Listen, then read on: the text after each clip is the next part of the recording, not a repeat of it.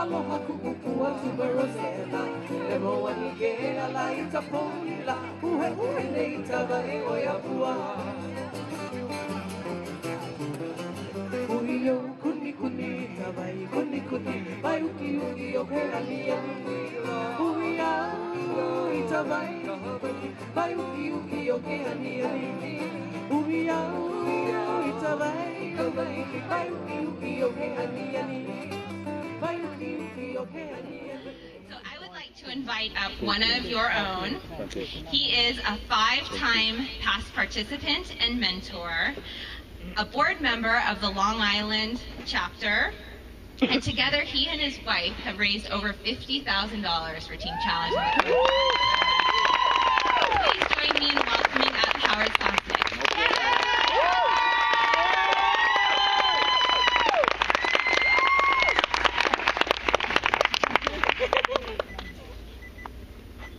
Where I come from, this means I'm getting bar mitzvahs. So.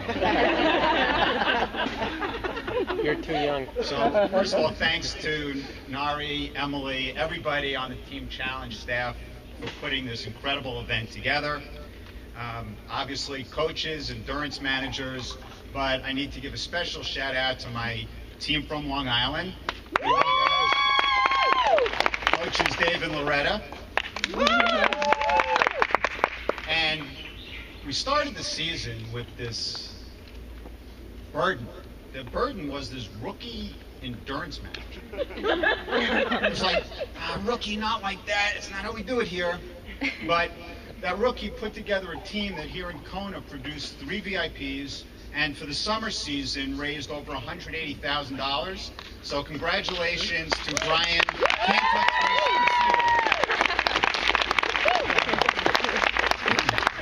So my wife Tracy and I joined Team Challenge with the Napa 2009 run, and for us it was a life-changing experience and we got hooked.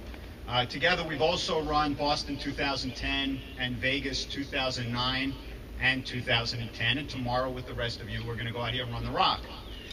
I was diagnosed with Crohn's disease over 20 years ago, and my 24-year-old son was diagnosed last year. When I was first diagnosed, I was pretty sick. I was in and out of the hospital constantly, culminating in the early 90s with a hospital stay where they were trying to clear up a blockage, and my intestine perforated. I had to have emergency resection surgery, ended up with an ileostomy for 3 months, and then had the second surgery to reverse that. But since then, I've been relatively healthy. I know, sure, I've had my share of hospitalizations, mad dashes off of subway platforms, and occasional moments of panic on the airplane when they announce, please stay in your seat for the remainder of the flight. We have begun our initial descent, whereupon I find myself thinking, yeah, well, so have I, so you better get this plane on the ground. But overall, with some great doctors and even better luck, I've kept the beast, which is what I call Crohn's disease, at bay.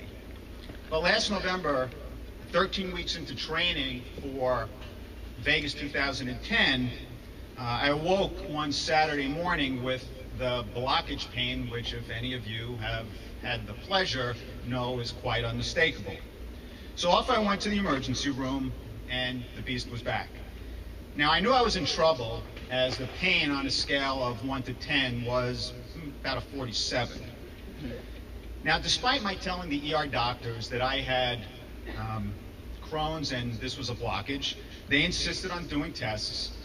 They wanted a CAT scan, and the next thing I know, they're in my room with 3 16-ounce containers filled with contrast. So, in my calmest, most politically correct way, I said, what are you guys, crazy? Who takes anything by mouth when they have a blockage? But they insisted. Well, I managed to get about 2.5 of those containers down, and then you kind of all can figure out what happened next. Well, the doctors eventually asked if I had a surgeon, and when I gave them his name, and a short time later, he was at my bedside telling me that the blockage was pretty severe, and it looked clear that I was going to need surgery. I told him I couldn't have surgery, and he said, what are you talking about? I said, well, you see, Doc, I'm part of Team Challenge, and I got this race in Vegas coming up in 3 weeks that I need to get to. And then I said something that I cannot believe to this day I actually said. I actually asked them to put an NG tube in. Well, they agreed to give that a try, and they got me out of the ER and onto my hospital floor, and the medical staff suggested that it might help while I was up there if I walked around a bit. So I'm thinking, I'm part of Team Challenge, I'm 13 weeks into training for a half marathon, you want me to walk? No problem. So, doing my best Forrest Gump impersonation, I just started walking. And I walked from morning until night, round and round, day after day. I'd walked so much that within days, the staff started referring to me as Marathon Man. And I kind of chuckled knowing they were only half right. After 2 days in the hospital, I started worrying about how I was going to run Vegas without training this last few weeks. So I decided to reach out to my Team Challenge coach. Now, on Long Island, as you've heard, we are lucky enough to have two amazing coaches, Dave and Loretta. Each is able to give great technical advice, but as I was not feeling well and clearly feeling sorry for myself, I decided to email Loretta, hoping for some training advice and maybe just a little bit of TLC. Loretta's sage advice to me, just get better. TLC perhaps, but I needed my coach. I still didn't know how I was going to physically be able to run in Vegas. Well, the next day I emailed Loretta again and I said, look, I know I need to get better, but how do I modify my training to get ready for Vegas in 2 weeks? And Loretta's reply was get better and trust your training. At the time, I didn't think she was really trying to help me. Well, I ended up getting out of the hospital after 9 days, losing 10 pounds. And I was pretty depressed because I was positive there was no way I was going to run Vegas. Well, as it turned out, I did get to Vegas with my team. I did run the race, and I was only about 60 seconds short of my personal best. Once again, I had beaten the beast.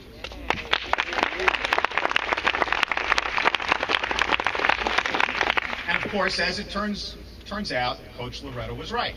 I just needed to trust my training. So I decided that I was never going to doubt my coaches again when it came to training.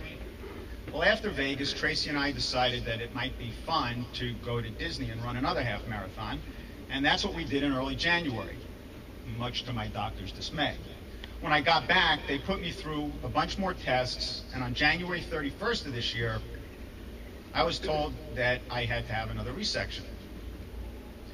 I was devastated, and the beast obviously didn't like being defeated in November.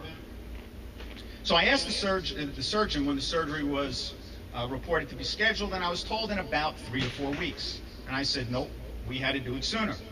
My surgeon was confused. He said, when I saw you in November, you were fighting not to have surgery, and now you're in a rush. What's going on? I said, well, you see, Doc, I'm part of Team Challenge, and I got this race coming up in Kona. So on February 8th of this year, I had my surgery. Another 10 days in the hospital and another 12 pounds lost. For the next 6 weeks, I couldn't train or do much of anything. When I finally got the go-ahead to start training, it was a Friday, and the next day, my Team Challenge teammates were preparing for a 5-mile run. So I figured I'd show up, jog a mile, walk the rest.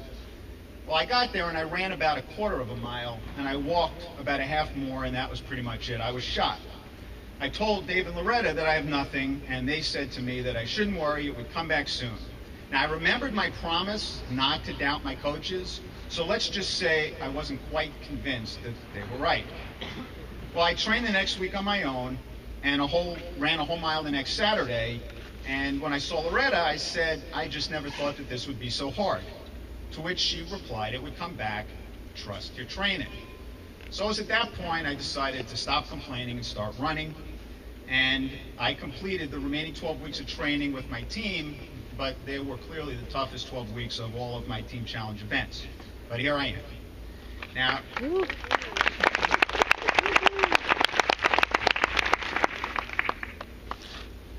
I wouldn't be here today ready to run the rock, obviously without the love and support of my wife, Tracy.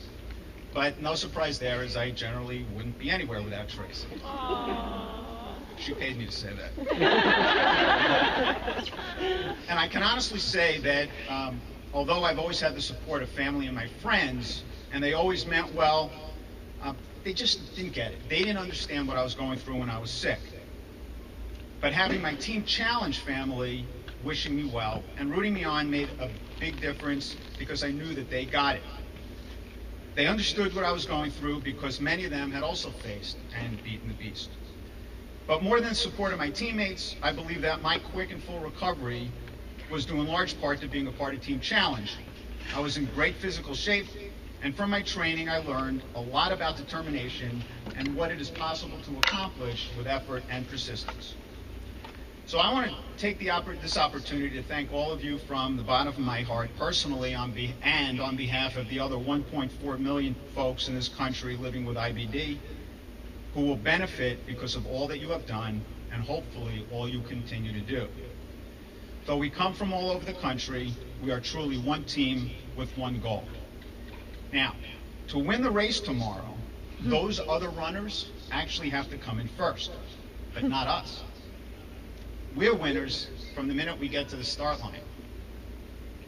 Not just because we will start and finish that race, but because tomorrow, together, we will once again beat the beast. So good luck tomorrow. You're all ready. Trust your training. Mahalo nui loa.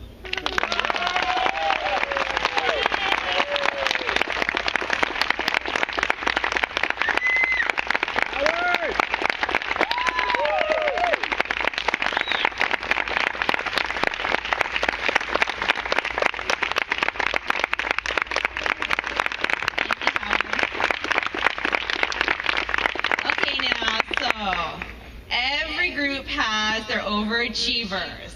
And what we like to do at Team Challenge is single them out, invite them on stage. And so when I call your name, I would like to recognize our top 10 fundraisers. Each of our top 10 fundraisers gets their very own bib that Howard will be handing to you over here.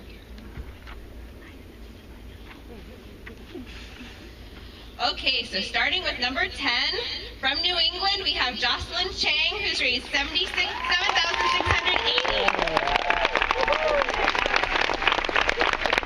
And tied, great job, Jocelyn, tied for 9th and 8th is Howard and his wife, Tracy.